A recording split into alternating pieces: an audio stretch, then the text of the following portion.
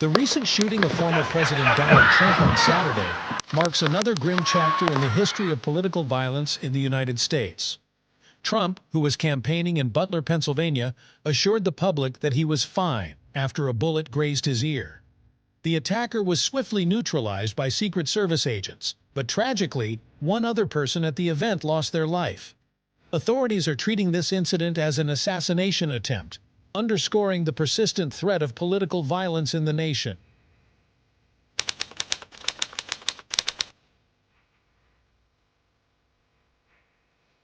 Political violence has, unfortunately, been a recurring theme in American history, shaping the nation's political landscape. The assassinations of Presidents Abraham Lincoln, James Garfield, and William McKinley were pivotal moments that eventually led to the establishment of Secret Service protection for sitting presidents. The assassination of President John F. Kennedy in 1963 was a shocking event that led to even tighter security measures. Despite these efforts, political violence has continued to plague American politics.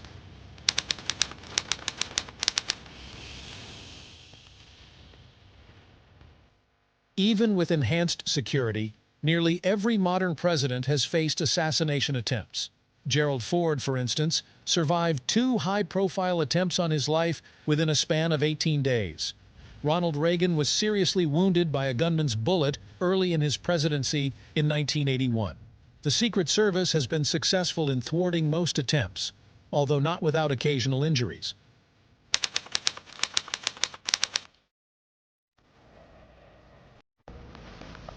Political violence is not confined to the United States. Leaders worldwide, such as Egyptian President Anwar Sadat, Pakistan Prime Minister Imran Khan, and Swedish Prime Minister Olof Palme, have also fallen victim to such acts. These global incidents highlight the universal nature of political violence and the challenges of protecting leaders.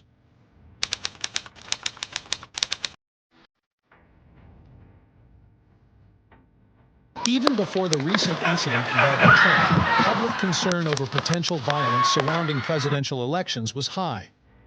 A Bloomberg News Morning Consult poll conducted in May found that half of the swing state voters were worried about election-related violence, with concerns shared almost equally among Democrats, Republicans, and independents.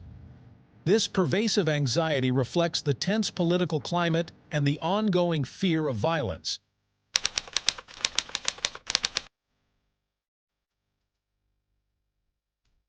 During Trump's 2016 campaign, a 20-year-old British man attempted to seize a gun from a police officer at a rally in Las Vegas with the intent to kill Trump. He later pled guilty to federal firearms and disruption charges, illustrating the serious threats faced by political figures. On March 30, 1981, John Hinckley Jr. fired 6 shots at President Reagan in Washington, D.C., hitting him and 3 others. Despite being seriously wounded, Reagan recovered after emergency surgery, and the other victims also survived. Hinckley was institutionalized for many years before his release in 2016. President Gerald Ford faced 2 assassination attempts in September 1975. The first attempt on September 5th was by Lynette "Squeaky" Fromm, a follower of cult leader Charles Manson in Sacramento, California. Just 3 weeks later, Sarah Jane Moore fired a shot at Ford in San Francisco, making these 2 women the most prominent female would-be assassins in U.S. history. Robert F. Kennedy, then a Democratic presidential candidate, was shot and killed by Sirhan Sirhan on June 5, 1968 in Los Angeles. This tragedy occurred less than 5 years after the assassination of his older brother, President John F. Kennedy. Sirhan was sentenced to life in prison, and Kennedy's son, Robert F. Kennedy Jr., is now running as an independent presidential candidate in 2024. President John F. Kennedy was assassinated on November 22, 1963, by Lee Harvey Oswald in Dallas, Texas. The assassination remains a subject of extensive debate and conspiracy theories, particularly after Oswald was killed by Jack Ruby just 2 days later. Former President Theodore Roosevelt was campaigning for a return to the White House when he was shot while delivering a speech in Milwaukee on October 14, 1912. Remarkably, Roosevelt continued his address despite being wounded, thanks to the 50-page text of his speech and a glasses case in his pocket, which lessened the impact of the bullet. The would-be assassin, John Schrank, was found legally insane and institutionalized until his death. President William McKinley was shot on September 6, 1901, in Buffalo, New York, and later succumbed to his injuries.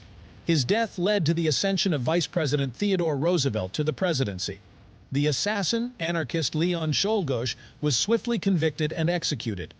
President James Garfield was shot on July 2, 1881, in Washington, D.C., and died from complications related to his wounds 2 months later. The assailant, Charles Guiteau, was convicted and sentenced to death, highlighting the dangers faced by public officials even in the 19th century. The assassination of President Abraham Lincoln on April 14, 1865, by John Wilkes Booth remains one of the most significant events in American history. Lincoln's death occurred just days after the end of the Civil War, adding to the nation's turmoil. Booth, a well-known actor and Confederate sympathizer, was killed after an intense manhunt.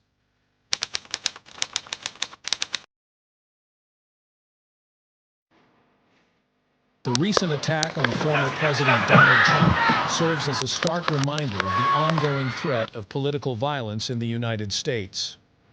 While the Secret Service and other security measures have been effective in preventing many assassination attempts, the history of political violence continues to cast a long shadow over the nation's political landscape.